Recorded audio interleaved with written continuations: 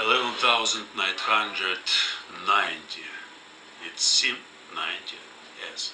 It seems that there's only 10 days remain, and after that there will be a huge, large, big period of new 1,000 days, and I'm finishing my 11,000th days. I mean, I remember when I was writing, when I started writing my journal, it was the nine. When I first came up with this idea, it was 2012, 2012, and there was 9,900 something. It was 900, and I thought, oh, it's like 10,000 days. I already lived 10,000 days. And it's so funny, if I count these days, I have seen my progress for a long term improvement, and I like it. I decided that I will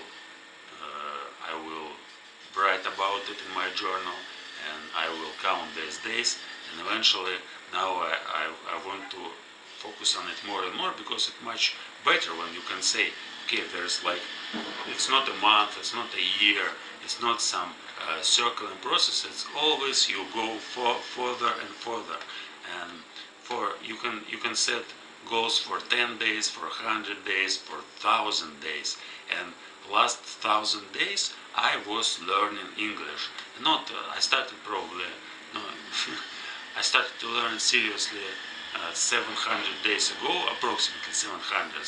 2 years ago, I started to understand everything what I watch on the internet. Not everything, but I started to recognize English speech 2 years ago, and it gave me so much motivation, and it was one of the reasons why I decided to put so much effort into this practice and learn English more and more till I will understand it completely. And now I still can't understand it completely, but I'm not going to focus on this problem because it's not important. For me, what's important is my practice. I do it, I record myself every day, and all of that. Eventually, I will become better and better. And at some point, I probably will achieve this state when I can say, okay, now I know everything and there's no but of course I will never achieve it. I will always see someone or something that is better than I am, and of course I will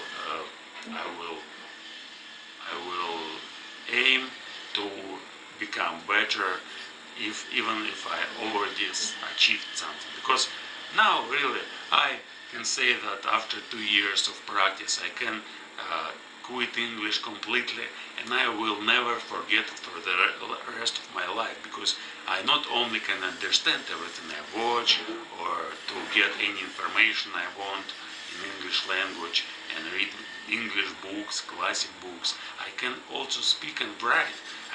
Even if I have some accent, it actually doesn't matter, because who cares about an accent? People usually cares about the meaning when they are talking with each other, and if you can explain your thoughts, if you can describe your thoughts, if you can find some examples and I don't know, even argue with people about something, if you can do that, there's no, you shouldn't worry about pronunciation, about your accent. Of course, it sounds well when you can say perfectly in a perfect English, when you can do all of these things. But it's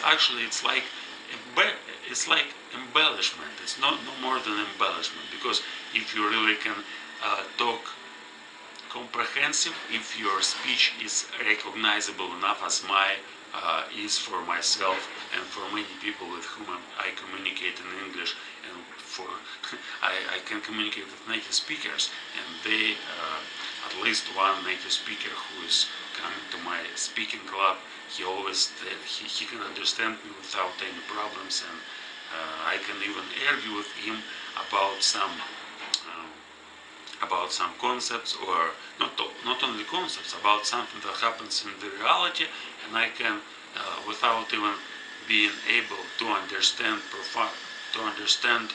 strongly his ideas or the realm of his concerns, I can still argue with him, just thinking in my own way and trying to understand why it's important what he's talking about, why should we discuss these things at all.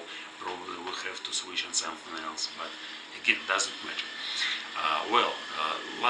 Last 2 days I decided to focus more and to be more consistent.